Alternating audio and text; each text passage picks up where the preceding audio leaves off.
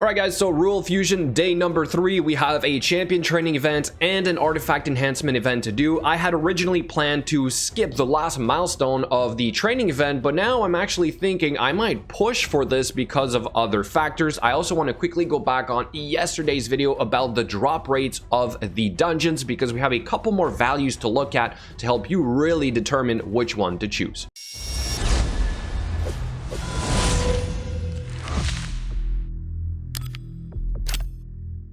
Here's my quick recap from yesterday. We managed to finish the Dragon tournament. I was able to reach 1,800 points, on track with what I said. I did end up spending gems yesterday to farm the spider, which has nothing to do with this fusion, simply because I was trying to work on something else at the same time. And because of that, I generated roughly an extra 500 Dungeon Divers event points yesterday. Was also able to get the 5 fragments from there, but I'm thinking I'm gonna push all the way to the end of this Dungeon Divers event. Again, not for the fusion, simply because I'm working on other things at the same time.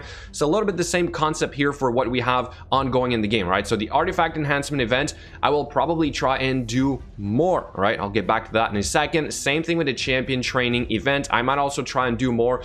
The goal is still to roughly go for the second milestone only, but I might decide to push for the third one, even though I don't think I'm gonna need those 5 fragments. And the simple reason for this is because of exactly what we planned before, is that I think that the champion training event, the way the 5 fragments are distributed, it is going to be better to go for the champion training tournament, to go for that last milestone, which should also be around 8,100 points. And that is also assuming that we can skip the last 15 fragments from the summon rush, again focusing on the champion chase tournament, right? So this is my strategy. It probably won't change, but I will be spending gems to push a little further in the events, and that is sort of what I want to get back to in a second. But first, let's go back to these drop rates, which, like I explained yesterday, I gave you guys the rates only, right? But what I did not take into account is the total amount of runs that you could do for each of the dungeons for the same amount of energy. All right, so I've added to this a number of runs for, let's say, stage 25, stage 24, and stage 20. So with 14,400 energy, you would technically get 900 runs out of stage 20.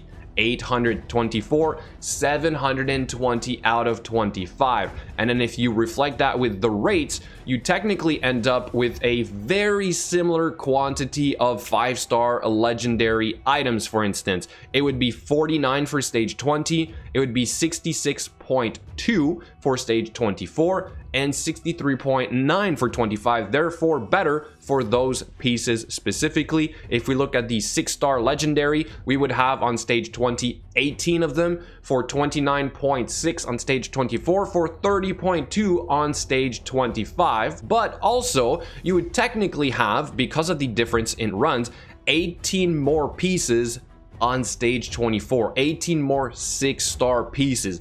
So technically you get more gear. All right, the rates are very similar, and you also get the sort of same amount of a 5-star legendary and 6-star Lego, but you get more pieces overall. I would also be willing to say that you probably get more silver out of this, right?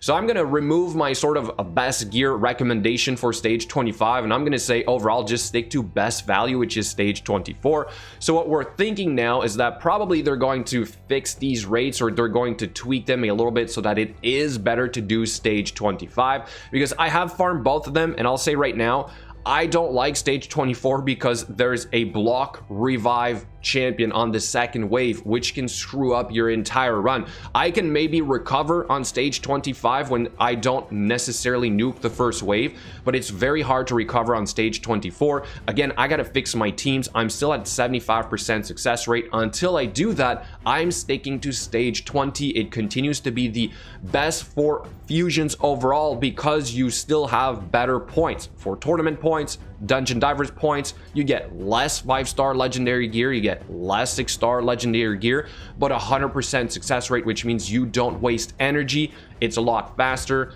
It's great. Also, stage 16 technically seems to be a little bit better than stage 17, in case you guys were wondering. So if you're kind of like more starting out, perhaps stick to stage 16. You do get a lot less 5-star legendary gear. Technically, you get slightly more than stage 17, but for 6-star legendary, you get basically the same. It should still be 100% success rate, and it should still be pretty fast. All right, now back to these events, and the reason why I want to keep pushing is because of something that I would strongly recommend you guys start considering or taking into account when you're going to hit these missions right here, these event missions. You might stall here. 15,000 points is quite a lot, and this is basically the only limiting factor for me to finish these entire missions right here.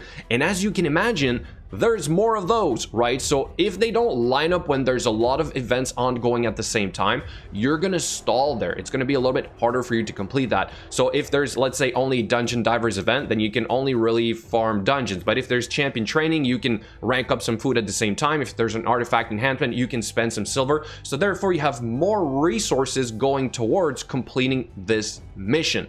That is why I want to focus on trying to do this as quickly as possible. I know it's not a race to Ramontu Drake's Blood, but I still want to be able to progress as quickly as possible so that the next time I hit one of these, I can slowly work on that one instead. All right, so for those reasons, I am probably going to go out of my way of respecting my original plan, and I'm going to spend some gems, right, to further this here. I'm going to spend more silver than what is required for me to do this as free to play. But again, I want to say that it is probably doable as 100% free to play to finish Ruel. So guys, the plan will be the plan. What I do in game will be a little bit different. I just thought I would let you guys know. So at this point, what I want to know from you guys is in the comments below, are you on a similar mission? Are you actually trying to perhaps progress those missions a little bit faster? Are you still on track for Ruel? Thank you so much for watching, and I'll catch you guys later.